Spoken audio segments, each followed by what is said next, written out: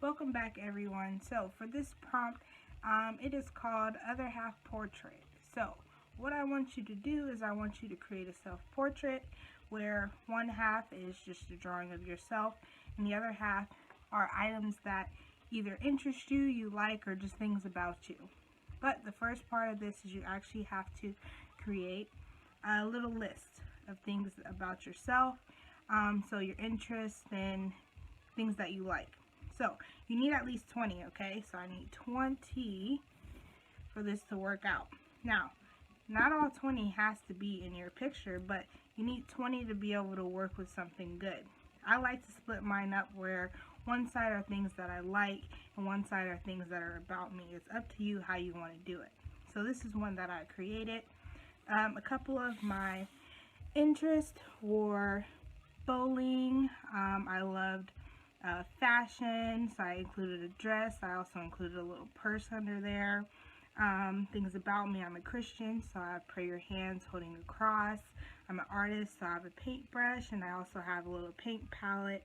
I love sunsets, I love flowers, and I also used to play the violin, so I included a little instrument there.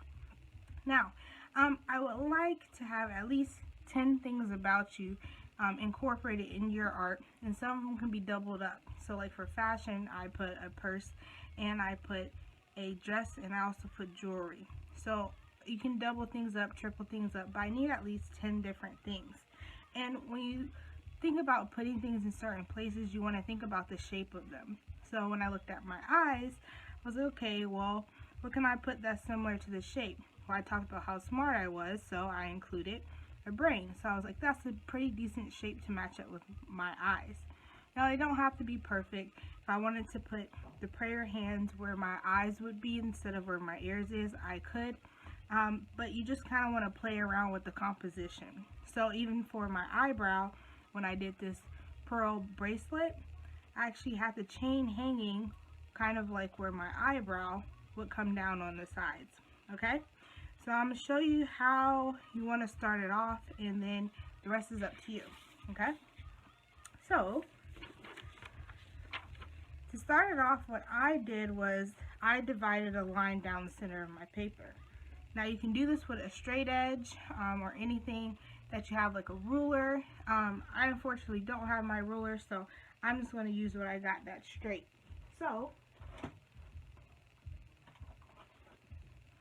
I have this marker box, which isn't as exactly as long as the paper, but that's okay. For the most part, I'll still get a straight line. So I'll line it up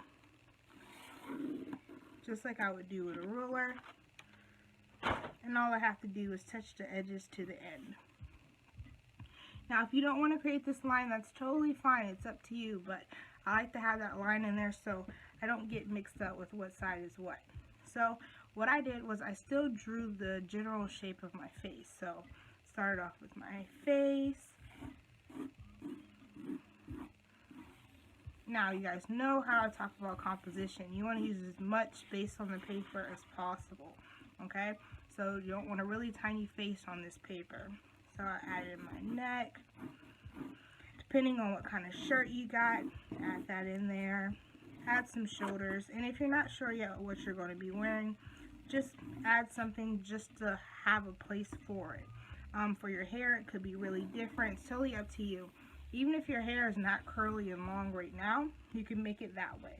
That's totally fine. So then just start adding in features. So obviously you only do one side of the face.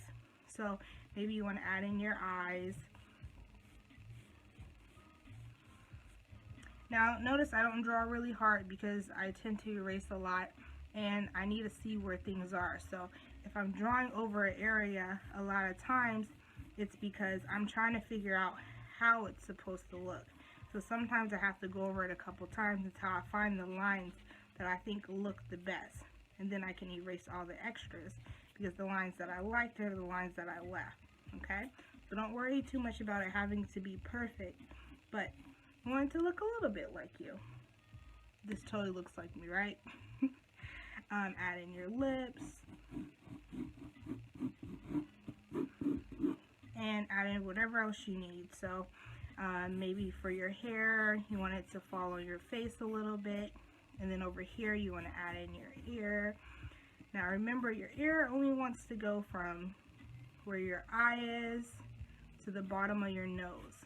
So don't bring it anywhere past that. And if you want to check, just look in the mirror. You can see what you see.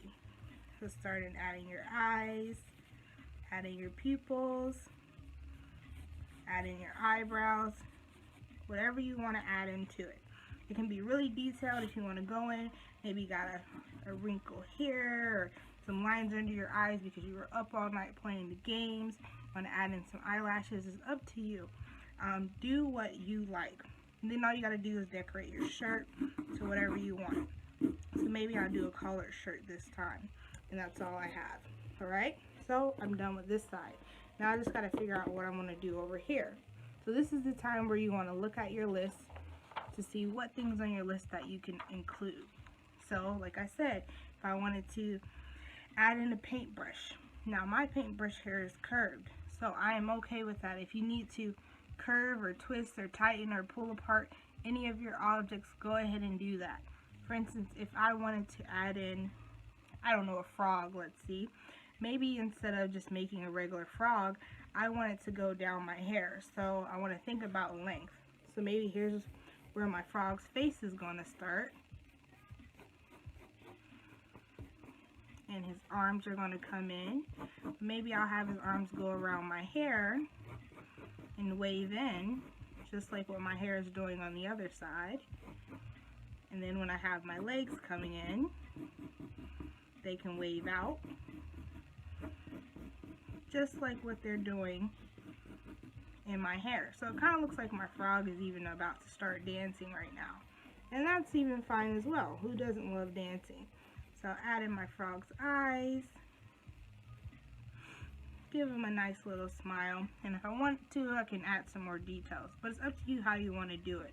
But if you just want to go ahead and say, okay, well right here I'm going to put my frog. And just make it a typical frog that you might see. That's fine as well. Okay? It's up to you how you want to do it. My only thing is you have to make sure that every element over here is going to be something from your list. You cannot just have, okay, well this is your hair, so I'll just color my hair. The rest of my hair the same color as my hair. No, it has to be something else.